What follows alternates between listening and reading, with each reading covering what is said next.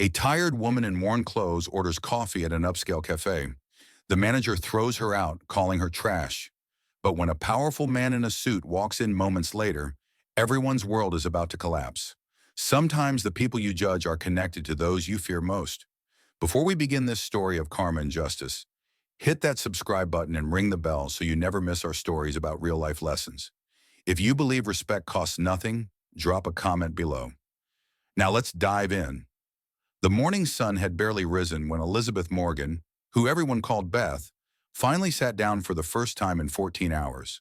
Her daughter Hannah had been sick all night, with a fever that wouldn't break, and Beth had spent every moment since yesterday evening holding cold compresses to her little girl's forehead, singing soft lullabies and praying the medicine would finally kick in. Her eyes burned with exhaustion, and when she caught her reflection in the bathroom mirror, she barely recognized herself.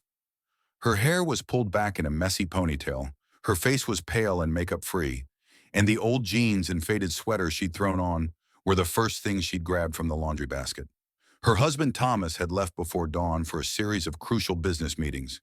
He'd kissed her forehead in the darkness, whispered that he loved her, and promised to be home by dinner. Beth hadn't told him how bad the night had been. He had enough pressure at work, and she could handle this. She always handled things. That's what mothers did.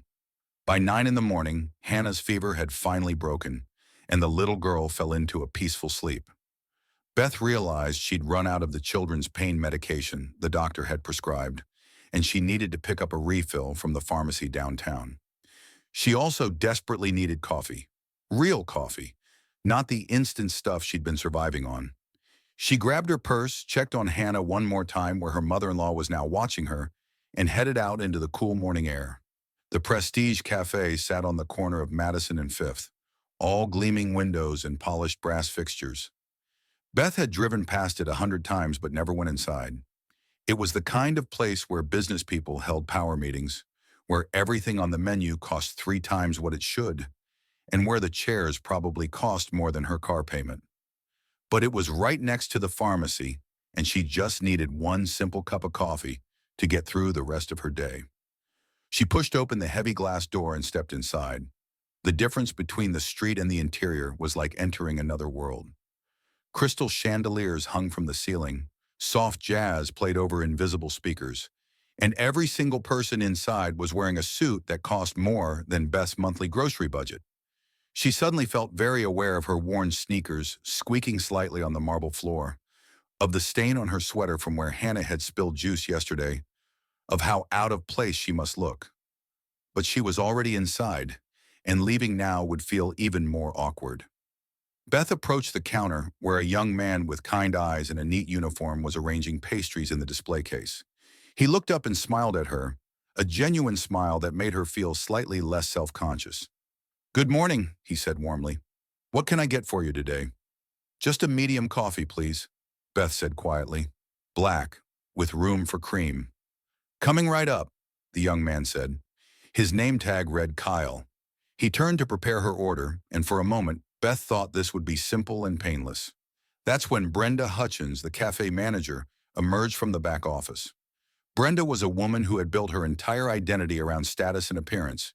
She wore designer clothes, carried an expensive handbag, and treated the Prestige Cafe like it was her personal kingdom. Her eyes swept over the cafe with the precision of a hawk, cataloging every customer, every detail, every potential problem. And then her gaze landed on Beth. Brenda's expression shifted immediately. Her lips pressed into a thin line, and her eyes narrowed as she took in Beth's appearance from head to toe. She moved toward the counter with purposeful strides, her heels clicking sharply against the floor. "Excuse me, Kyle," Brenda said, her voice sugary but with an edge like broken glass. "I'll handle this customer." Kyle glanced between them, confusion crossing his face, but he stepped aside. Brenda turned to Beth with a smile that didn't reach her eyes. "I'm sorry," Brenda said, though she didn't sound sorry at all. "But I'm going to have to ask you to leave." Beth blinked, certain she'd misheard. "I'm sorry, what?" "This establishment has certain standards," Brenda continued, her voice growing louder, drawing attention from nearby tables. "We cater to a specific clientele, and I don't think you're going to be comfortable here." Heat flooded Beth's face. Around them, conversations were stopping. People were turning to look. At a corner table, two women in expensive business attire, Christine and Amanda, were already whispering to each other, their eyes flicking between Beth and Brenda with undisguised interest. "I just want to buy a coffee," Beth said, trying to keep her voice steady. "I have money. I can pay." "I'm sure you do," Brenda said, her tone dripping with condescension. "But we reserve the right to refuse service. And quite frankly, you look like you might be here to, well, we've had problems with homeless people trying to use our facilities." The words hit Beth like a physical blow. Homeless? She wanted to explain about Hannah, about the sleepless night, about how she was a person with a home and a family and dignity. But her throat had closed up, and tears were stinging her eyes. "I'm not homeless," Beth managed to whisper. "My daughter was sick. I've been up all night. I just need coffee." "I'm going to have to insist," Brenda said, raising her voice even more. By now, the entire cafe was watching. Christine pulled out her phone and started recording. Amanda laughed behind her hand. Kyle stepped forward. "Ma'am, I can just make her coffee. It's not a problem." "Kyle, step back," Brenda snapped, "or you can join her outside." She turned to the security guard standing by the door. "Raymond, please escort this woman out." Raymond was a large man who looked deeply uncomfortable, but he moved toward Beth anyway. Beth's hands were shaking as she fumbled with her purse, trying one last time. "Please, I can pay double, triple, just one coffee." "Get out," Brenda said coldly. "Go back to whatever neighborhood you came from. This place isn't for people like you." Beth's purse slipped from her trembling hands and everything spilled across the floor. Her wallet, her keys, loose change, and several photographs of her family scattered across the pristine marble. Christine zoomed in with her phone's camera. Amanda said something to the man next to her, and they both snickered. Raymond gently took Beth's elbow. "Come on, miss. Let's not make this harder." Beth bent down, frantically gathering her belongings with shaking hands. Through her tears, she could see people's shoes, expensive leather shoes, all taking a step back as if poverty might be contagious. She scooped up what she could and stood, letting Raymond guide her toward the door. Behind her, she heard Brenda's voice, loud and triumphant. "We simply cannot have just anyone wandering in off the street. Standards must be maintained." The door closed behind Beth, and she stood on the sidewalk, humiliated and shaking. She made it to her car before the sobs came, deep and wrenching. She'd never felt so small, so worthless, so judged in her entire life. After she'd cried herself empty, she pulled out her phone and called Thomas. She hadn't wanted to bother him, but she needed to hear his voice. "Hey, sweetheart," Thomas answered, and she could hear the smile in his voice. "How's Hannah?" "She's better," Beth said, trying to keep her voice from breaking. "Thomas, something just happened." "What's wrong? Are you okay?" Through tears, Beth told him everything. About the cafe, about Brenda, about being thrown out like garbage while people filmed and laughed. As she spoke, she didn't notice the long silence on the other end, didn't hear the dangerous edge that crept into her husband's voice. "Beth," Thomas said quietly, too quietly, "what was the name of the cafe?" "The Prestige Cafe." "Why?" Another pause. "What did the manager look like?" Beth described Brenda, still not understanding why it mattered. Thomas asked her to hold on for a moment. In the background, Beth could hear muffled voices. Then Thomas came back on the line. "Beth, I need you to do something for me. Go get your medicine for Hannah. Go home. Rest. I'm going to take care of this." "Thomas, it's fine. I just needed to talk to someone." "You have your meetings." "Some things are more important than meetings," Thomas said. "I love you. Go home, trust me." What Beth didn't know was that Thomas was sitting in the Prestige Cafe at that exact moment. He'd arrived 15 minutes after she'd been thrown out, meeting a business associate named Daniel Frost at the very establishment that had just humiliated his wife. Thomas Morgan was a man who kept a low profile.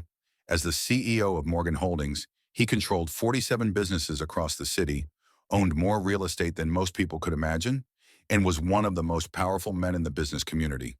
But he rarely appeared in the press, almost never attended public events, and most people had no idea what he looked like. He sat at a premium corner table, his assistant Greg Palmer beside him, conducting what should have been a routine business discussion with Daniel. But the moment Beth had called, everything else had ceased to matter. Thomas's expression had gone very still, very cold. The kind of cold that made grown men nervous. The kind of cold that preceded very serious consequences. "Greg," Thomas said quietly, "pull up our property holdings database. Find the Prestige Café." Greg's fingers flew over his tablet. "We own the building, sir. The cafe leases from us. Leaseholder is the Hutchins family. Manager is listed as Brenda Hutchins." Thomas looked across the cafe and saw Brenda, still at the counter, still preening, still looking very pleased with herself. He excused himself from the table and walked calmly to where Kyle was nervously wiping down the espresso machine. "Excuse me," Thomas said politely. "I understand there was an incident here earlier. A woman was asked to leave?" Kyle looked up, startled, then nodded. "Yes, sir. The manager threw her out. It was awful. The lady seemed really nice. Just wanted coffee. But Ms. Hutchins said she didn't belong here. Can you show me the security footage?" Kyle hesitated. "I could get in trouble." Thomas pulled out his business card and slid it across the counter. Kyle's eyes widened as he read it. Morgan Holdings, Chief Executive Officer. He looked up at Thomas with sudden understanding and fear. "Right away, sir," Kyle said, and pulled up the cafe's security system on the computer behind the counter. Thomas watched the footage in silence. He watched his wife, the woman who'd sat up all night caring for their sick child, the woman who volunteered at homeless shelters every weekend, the woman who taught their daughter to treat every person with kindness, being treated like garbage. He watched her humiliation, watched the crowd's cruelty, watched her gather her spilled belongings while people laughed. When the footage ended, Thomas's jaw was clenched so tightly that Kyle took an involuntary step backward. Thomas returned to his table, picked up his phone, and made a single call to his lawyer, Frank Wilson. "Frank, I need a lease termination notice drafted immediately for the Prestige Café." "Yes, the one on Madison and 5th. I want it done today. 30 days notice.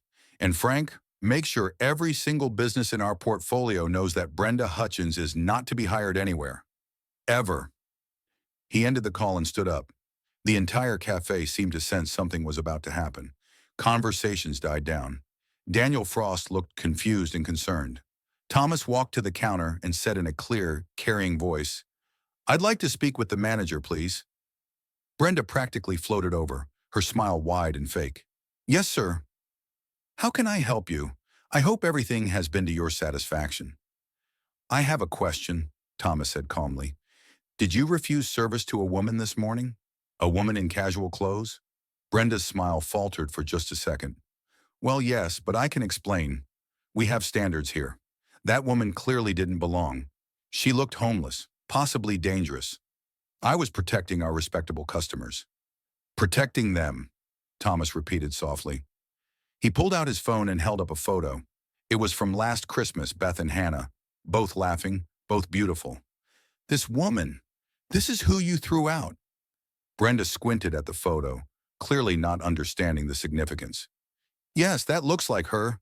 As I said, she wasn't appropriate for our establishment."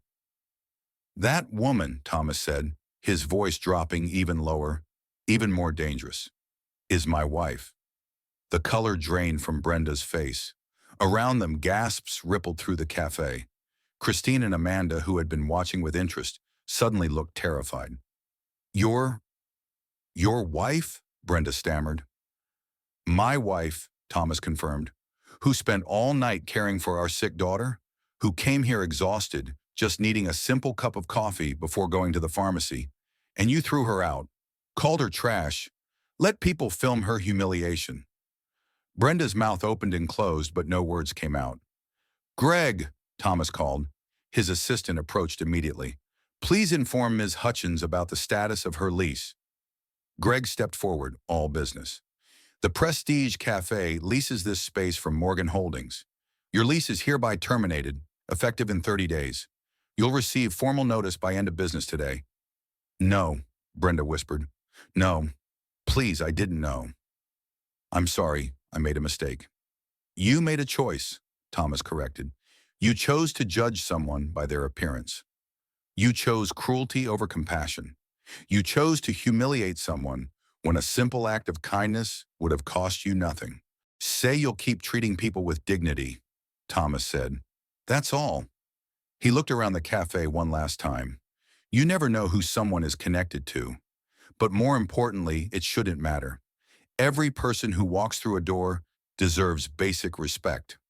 My wife knew that. It's a shame the rest of you had to learn it this way.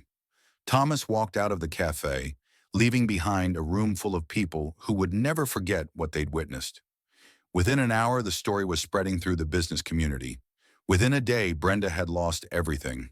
The cafe closed within the month. But 6 weeks later, something new opened in that space. Hannah's Corner Cafe, named after a little girl who'd been sick one night. The sign in the window read, "Everyone welcome, no exceptions." On opening day, Beth stood at the counter, serving coffee to business executives and homeless individuals alike, treating each person with the exact same kindness and dignity. Kyle managed the staff with compassion and fairness, and Thomas watched from a corner table, proud of his wife, proud of the lesson that had been learned, proud that something good had come from something painful. Because in the end, respect isn't about what someone can do for you. It's about recognizing that every person has a story, a struggle, a life just as complex and valuable as your own. Brenda had learned that lesson the hardest way possible, and everyone else in that cafe that morning had learned it too. Respect isn't about what someone can do for you. It's about recognizing their humanity. Brenda learned this lesson the hardest way possible. If this story moved you, smash that like button and share it with someone who needs to hear this message. What would you have done in Thomas's position? Tell us in the comments below. And remember, you never know who someone is connected to, but more importantly, everyone deserves basic human dignity. Subscribe for more stories that remind us what truly matters. See you in the next one.